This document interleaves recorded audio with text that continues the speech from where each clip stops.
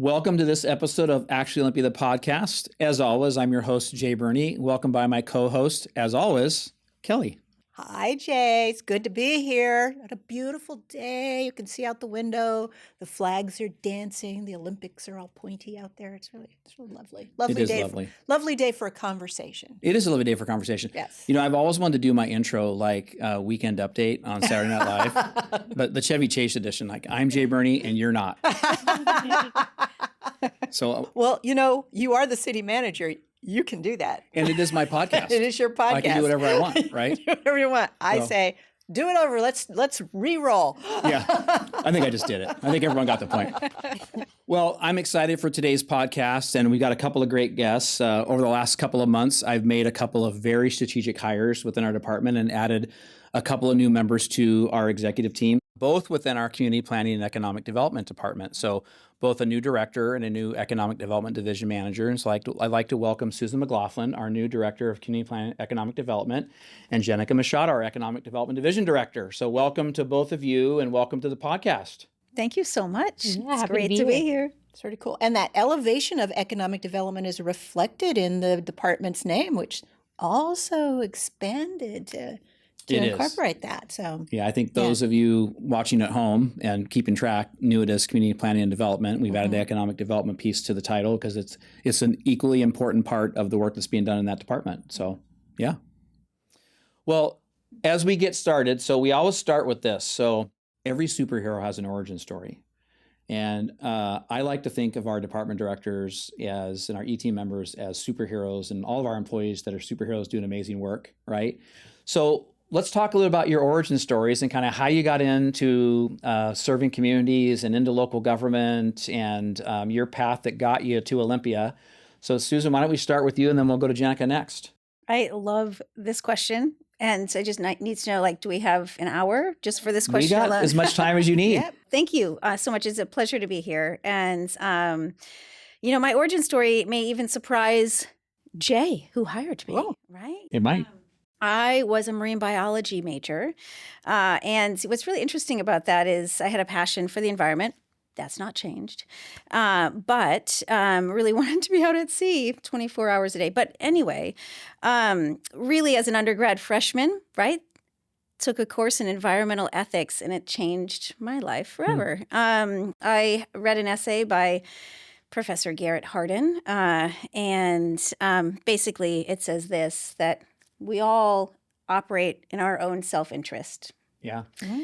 However, cumulatively, our success relies on how we plan as a community, right? To not only preserve the resources within cities, but to protect our natural lands. So city planning was a calling after I read that essay. And I continue to reflect back on that essay often in my career. So I went on to, get a master's in urban development and design, and been practicing for 25 years in a variety of land use, transportation, revitalization, climate action. And I'm inspired every day by the work we do in cities to make effective and efficient systems so that we can protect our natural lands. So the city called you away from the sea. City called me away from the sea. I know. It still calls me, kind of like Moana. Yeah. You've seen Moana? Yeah. I don't know. I'll refrain from singing at this very moment. I don't know. The microphone is on. Yeah. I mean, I don't know. We've had a karaoke day on the podcast, so there's always You don't want to start there's with always me. a chance. You don't. It'll be the first and only.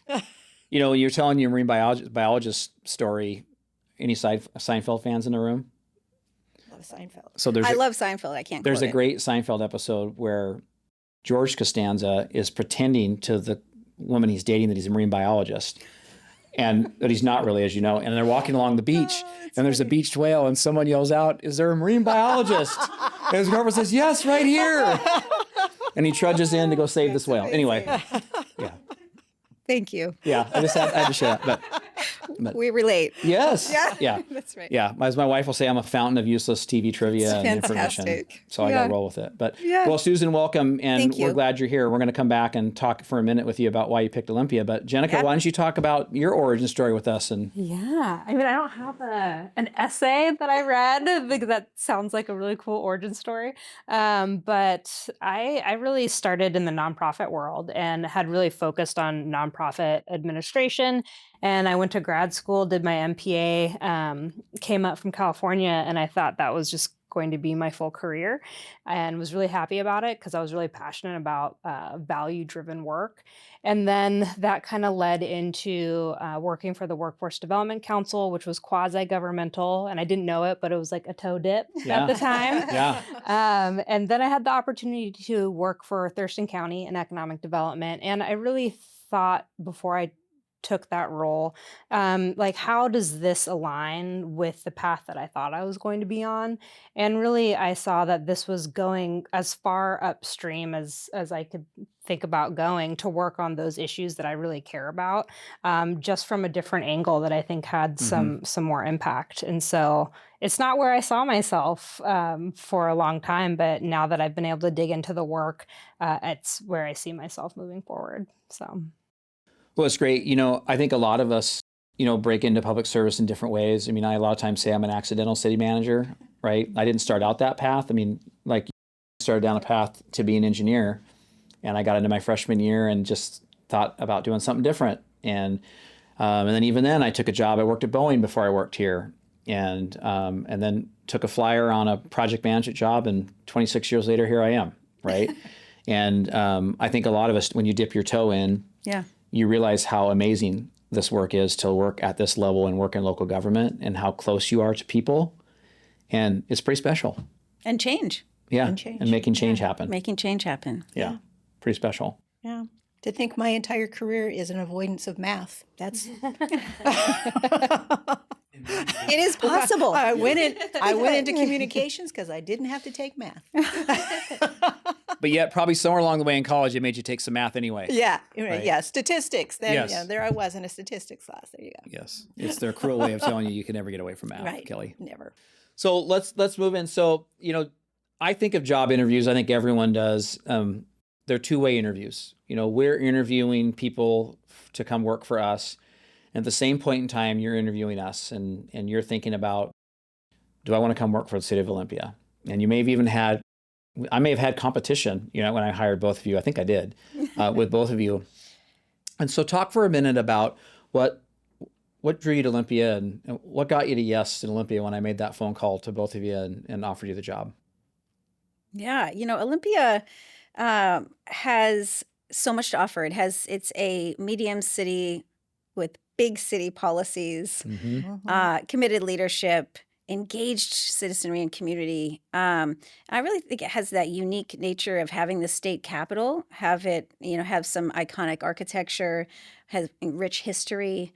And there, I found in prepping for the interview and learning more about Olympia, we've done all the great steps, all the right steps in developing a city that stays true to its history, but also very forward-facing. And I think that's, it's compelling. And I really, we talked about this at the beginning about bringing economic development into the fold of community planning. And I think it's just the right thing for a city like Olympia, who has done a lot of work around revitalization and the need to continue thinking about redevelopment and economic development opportunities. So I was excited about the place, excited about the people. Oh, I love that. I love that answer. And, you know, I say the same thing to a lot of people. We're a medium-sized city with really large city ideals and things that we want to do. And I think that's reflected. I think we are very forward-thinking.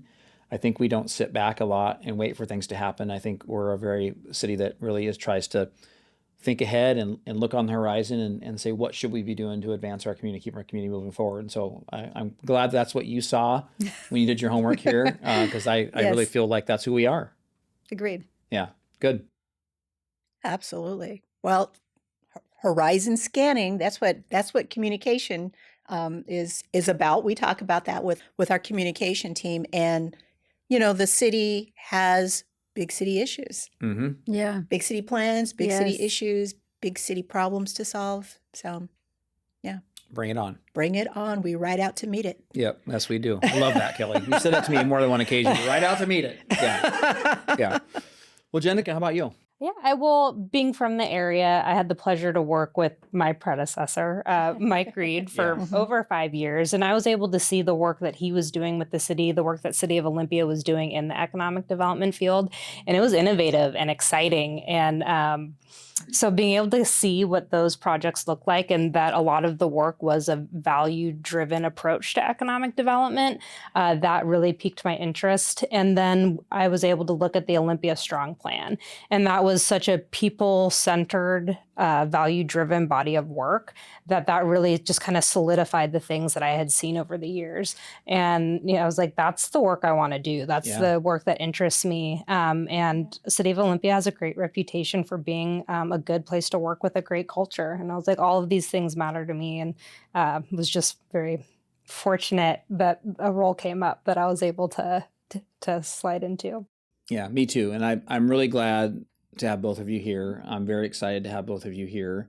And, already the two of you have brought your perspectives to the table in the short time you've been here, just in different meetings and different work groups. And you certainly haven't let any grass grow under your feet as you've gotten started, right? Which I really love. And I knew that was going to happen the minute I hired you. So just really grateful for you both just jumping right in with both feet to the work plan, the things that we're doing. So let's talk, since you mentioned Olympia Strong, let's start there. So, economic development is, Mike said this a lot to me, and you said this to me, Jennica, too. I think we think about economic development sometimes as business retention and business recruitment and expansion, and all that is a part of what we want to do. We want to do all those things. But Olympia Strong is a bit different. It builds a strategy that's focused on not only what drives business growth, but what enables people to thrive, right? What enables people to do well here. And at the end of the day, if we're taking care of people and we're growing people, we're going to grow our economy, right? And it allows good things to happen. So talk for a minute, Jennica, about what makes the Olympia Strong plan different in that way. And it's got some non-traditional things in it, like childcare and other things I don't think you've seen a lot of other economic development strategies. So love to hear your perspectives and thoughts. So I think you nailed that, saying that recruitment and infrastructure, they matter. And sometimes economic development can have a pretty narrow focus as looking just at those items. But what Olympia Strong does is it shows that that's not enough. There was extensive community engagement where the City of Olympia was listening to the residents and what do they need for economic success and for the city to thrive. And so recognizing that alone was not enough, we see this more holistic approach to economic development. And I think that's why we're seeing childcare in there, housing. It talks about the creative economy. And I think that those aren't always framed as economic development, but they are. Yeah. If you are not able to find somewhere that's reliable and affordable for childcare, are you going to be able to take that new job in a new city? Are you going to be able to pick up extra hours? It's essential to have our workforce. And I think we really saw that in COVID, especially it affected women in the workforce. Yeah. If we don't have that childcare industry that is healthy and affordable and available, we're seeing disproportionate impacts on women workers. And so I think that's really important. Yeah, and I think that, one of the things we learned at Olympia Strong is it's getting more and more expensive to live, even in Olympia, right? Costs are up across the board. Childcare is up, the cost for childcare, but the cost of lots of things are up, the cost of housing. And, the link to economic development is twofold there, as I see it. One is we want individuals to be economically strong, right? We want people not living on the edges in Olympia, but people thriving with their families. And two, if they're thriving, they have money to spend and they're going to put it back into the local economy. So if people are struggling at their very basic needs, then they're not going to spend more than they actually need. And so the economy suffers in that way too. So, and small businesses suffer if folks aren't kind of visiting them and spending their time there. So I think there's a lot of components here that I hadn't really thought about probably if I would have really thought deep down, I would have made a connection. But until Olympia Strong came out, I didn't make that connection. Yeah, I was struck by that, this sort of broadening and deepening of the idea of prosperity, right? Prosperity just isn't the business community is being prosperous, or the economy is prosperous, but the idea of individual prosperity and what that looks like, I think is really telling about the Olympia Strong. Yeah, and I think with a strong economy, can people afford to be a part of it? Yeah. And so Right. I think that that's an important component. And the city of Olympia and Olympia Strong really gets it, the why of economic development, and not just the stats and the figures and the numbers, but like, why are we trying to have a healthy economy? Yeah. And so I think that piece was really shown through in the plan. Yeah.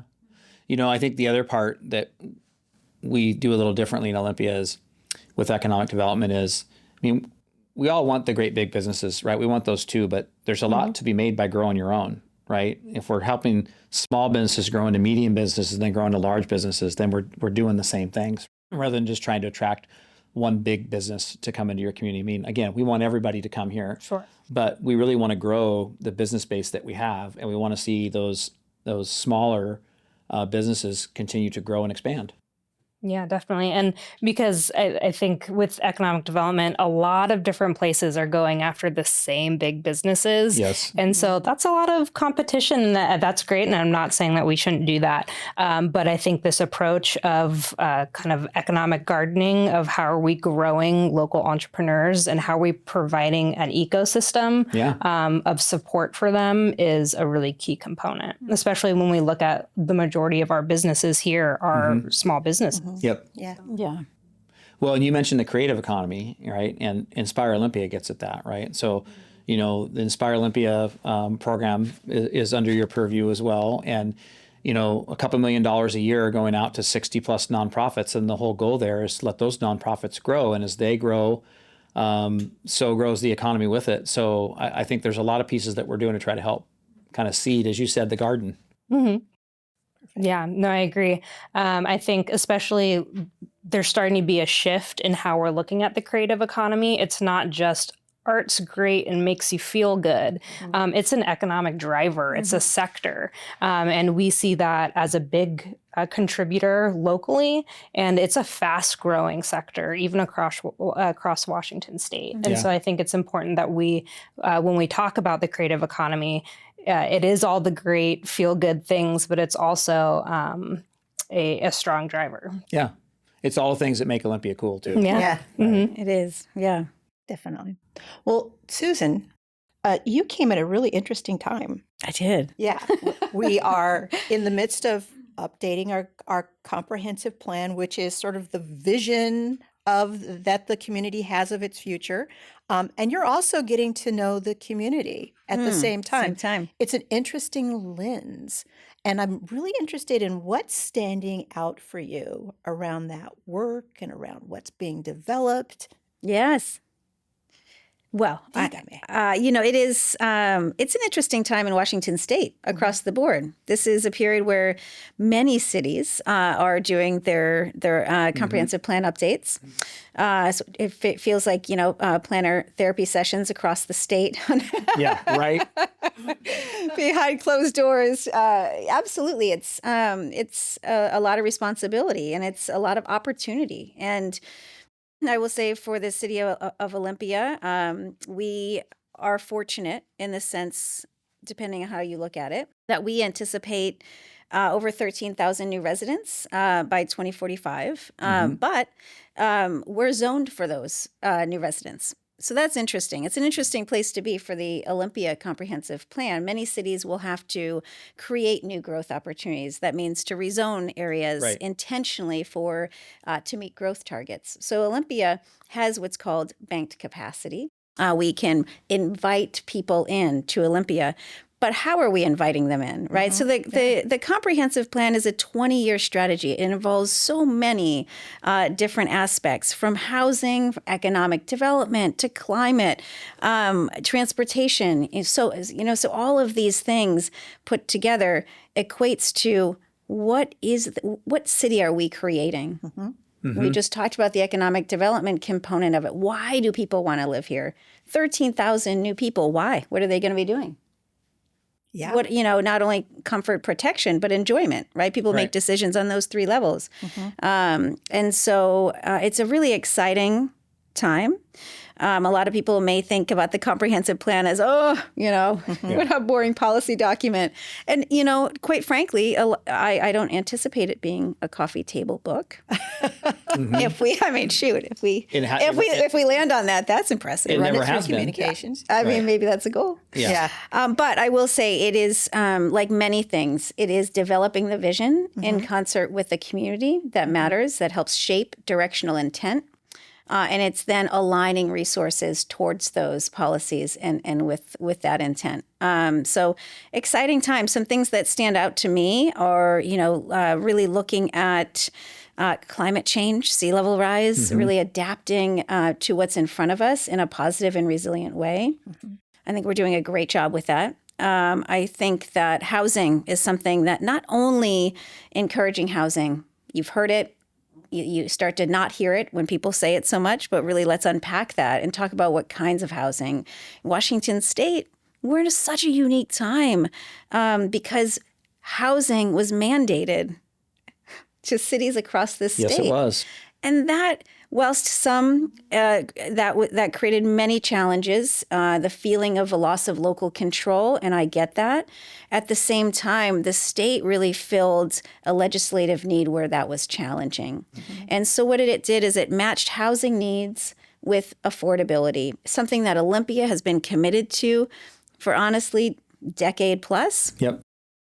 And so it kept us true, right? And so really we're looking at the 0 to 30% in terms of median income and providing housing for that population.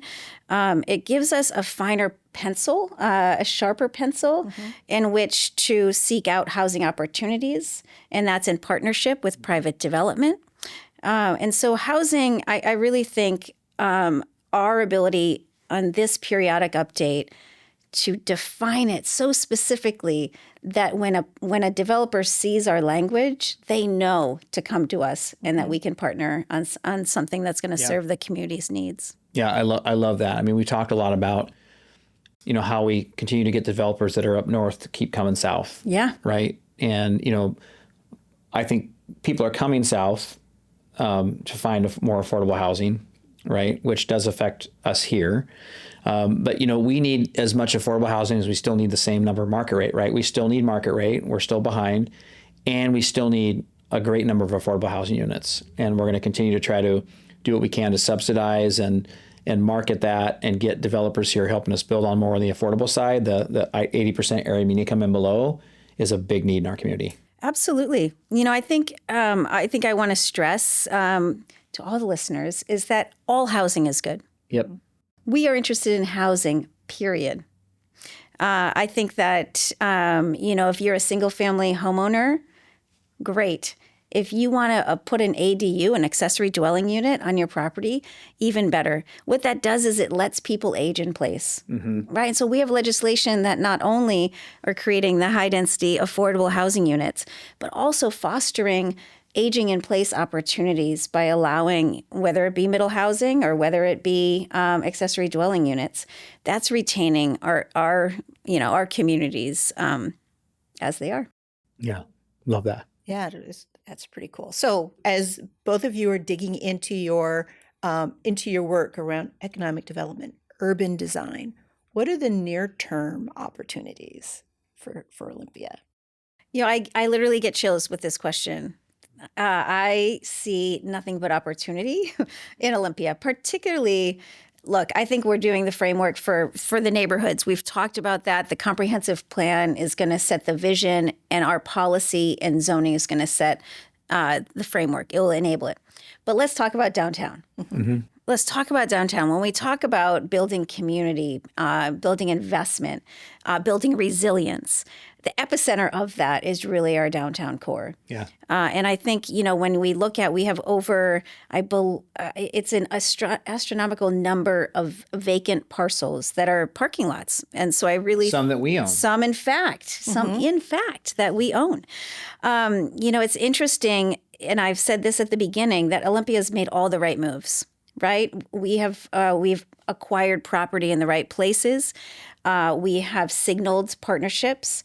And we did a community renewal plan for the city of Olympia, downtown specific, in 2000s, maybe 13 to 15. Don't quote me. Downtown strategy. Yeah. Well, it's different than the downtown strategy, in fact. We also did the downtown renewal strategy. Oh, okay. And it's really interesting that a lot of people may not know that the community renewal plan empowers local jurisdictions in the state of Washington to have a little bit more tools in the toolbox than they typically would, to really foster and to stimulate redevelopment in a faster way than what under typical means. And so we have a plan. It was adopted by the council. It was. And there's some really great ideas in there. What I'd like to do is bring that back to the forefront and really think about it relative to our comprehensive plan. I want to think about it relative to our economic strategy or economic development strategy and looking at Olympia Strong. And I want to look at innovative financing strategies that we can use for its infrastructure investment downtown. And by this, I want to say three things. One, beautification. When I first came for my interview, I stayed the night and it was dark. I want to say pedestrian lighting is probably one of I think a key need downtown. Two, we have wide streets downtown. I think we could, when you think about tree canopy, we've talked about how some of our tree canopy remains very close proximate to the front of buildings, which block the historic facade. But really thinking about median opportunities on some of our streets to really right size and bring down that scale and really make them feel more pedestrian friendly. And then three, I think infrastructure investment relative to resilience. And so this is what we've talked about around Percival Landing and making sure that when that king tide comes or that 100-year floods, that we are ready with green stormwater infrastructure and foundations that are raised. Yeah, so I think we're doing all the right things, but I think daylighting our real intent of community renewal downtown would signal more partnerships. Well, and I'll just pick up on a couple of things you said. One is, some people know that, not everyone may know that, 4th Avenue for years was a highway, right, that came through downtown. And there are times I think it still functions that way. Like it doesn't always feel to me, very pedestrian scale. And I think there's more work that can be done there. Capitol Way is another great example of, as you transition from Tumwater to Olympia, we're always battling with speeds. Slow down on Capitol Way, please. But, we've heard from that neighborhood a lot about the need to kind of slow people down. And, in our transportation master plan is future focused on mobility and not just automobile centric. I love that. And I love it too. And, when we talk about looking out on the horizon and being more forward thinking, that's a good example of that is absolutely. We've gotten to where we've gotten to with where we are based on prior plans. Yeah. And the only way you change the future is to plan for it.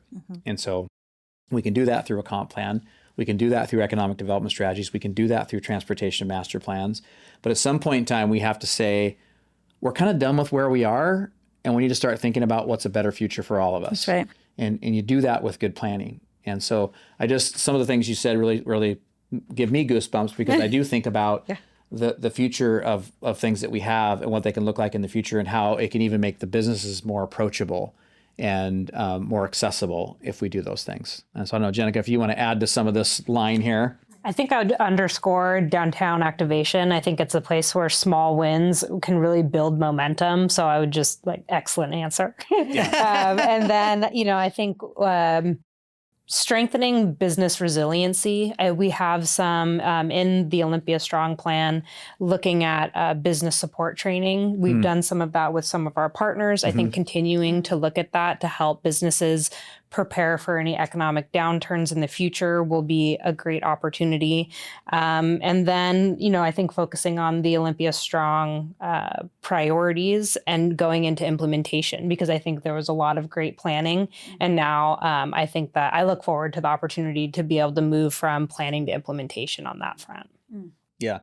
And I'll just, another thing I'll say is I love the response around downtown too. I think there's so much more we can do to continue to build downtown and create more of an 18-hour downtown. I mean, with all the housing that's come downtown, more and more people are wanting to live and get out of their cars and live in communities and get to places they can walk, which means we have to think of the mix of businesses that we have in our downtown and continue to grow them into the things that people are looking for when you live downtown.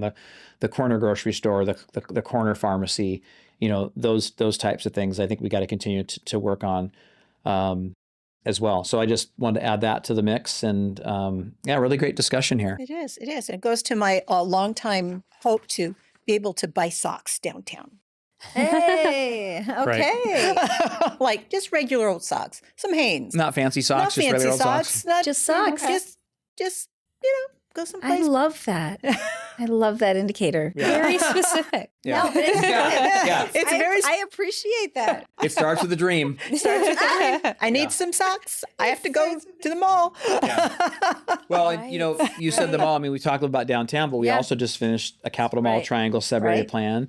That really sets the stage for how we continue to grow both housing and the business community on the west side as well. No, it's exciting. I think it's indicative of enabling a sub-area plan through less restrictive zoning. Yep. And really what that means at the end of the day is allowing the market to some degree to really re-envision an old model, an aging model, I will say. There used to be a time where people they flocked to the mall and it was a singular use and you had to drive far afield oftentimes. And so it's exciting to think of a future, and many cities have done this very close proximate to us where they've reimagined their aging malls and really made them more into urban villages, right? Yep. Like really adding the housing, the transit's already there. So some of the infrastructure is already there to see it succeed. Yeah, I think what the Capital Mall sub-area plan did for me is just show the mountain of possibilities that exist, and us trying to also get out of the way. That's right. Right? That's right. Of allowing things to happen. Because I think, government at times can get in the way. That's right. With bureaucracy sometimes just gets in the way. And one of the great things I love about how we work, how this council works, how staff works, is and how we work with the community is about trying to break down barriers and trying to get out of the way and let the great things happen in this community. Yeah, and I've heard it many times in Olympia, get to yes. Mm-hmm. The motto, get to yes. And I think that's fantastic, right? Writing legislation is hard. You can't imagine every different scenario, and you don't want to get in the way of it. So I love this approach. It's adaptable, nimble. Well, as we kind of finish up here, this is a question we like to ask a lot of our guests, especially my department directors when they're here in their roles, is when you look 5 years down the road, and you've been here 5 years, what do you hope to see from the work you're going to do? What's different about Olympia, just from where you have influence? What do you hope to see? Whoever wants to start. Go ahead. I would say, thank you. I'd say local businesses growing and seeing more participation from groups that have been historically not centered in economic development. I think that would show me that we've done some work around closing the gaps in equity in economic development. And so I think, we have some of those indicators to track, and we'll be monitoring to see if things are progressing. So I think that would be one of the things that I look at. Awesome. I really think in 5 years in a planning horizon, it's surprising because that's not a lot of time. It is not. You'd think it is, but it's not a lot of time. And so I'm going to keep it simple and say I would like I'd like to see 2 projects realized. And one of those would be one of the vacant parking lots downtown. I'd love to see a public-private partnership come to realize in the next 5 years that not only brings in new population into downtown with housing, affordable housing ideally, but also new business or existing business into new spaces. And I think that's indicative of a few more people on the sidewalk, not only in the day, but at night. I want to see public life. I want to see a little bit more activity in our public realm. And in 5 years, I think that's possible on a micro scale. I do too. And I think using one parking lot as an indicator is fair. You know, and as you said, we own a few. We own a few. And in fact, you and I were just talking the other day about like, what's it take? You know, and, you know, if we want to grow downtown, we also have to accommodate parking in some way, right?